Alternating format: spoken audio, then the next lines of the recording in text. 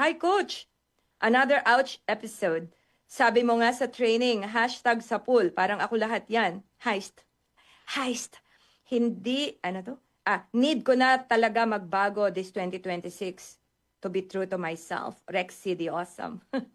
Hi, Rexy. I cannot recall which class you were in. Pero yes, join me in that journey of integrity, living in integrity this 2026. No more self-betrayal. Kasi betrayal exhausts eh. Imagine mo na nga lang yung ibang tao pag binitray ka, di ba, nadidepress ka, hindi ka makakain, di ka makakain, di pa makatulog, di ka makapagtrabaho, halos parang nagulo yung buong buhay mo.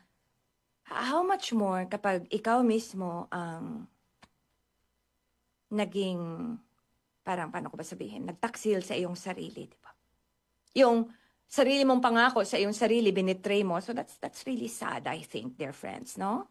At remember, yung mga nasa paligid natin are watching us. So alam talaga nila if we are in integrity or not. Kaya alam ng mga ibang tao sa paligid natin kung totoo tayo o hindi. Nagpapanggap lang yan. Hindi yan totoo. Because they know who we are, how we live. Paano pag magulang ka, your children are watching you. They're watching how you live. And they will know if yung mga magulang nila lived in integrity. Whether or not they like it, they will somehow copy some of your patterns. Kasi doon sila na-immerse eh. Yun ang pinapangalagaan natin mga kaibigan.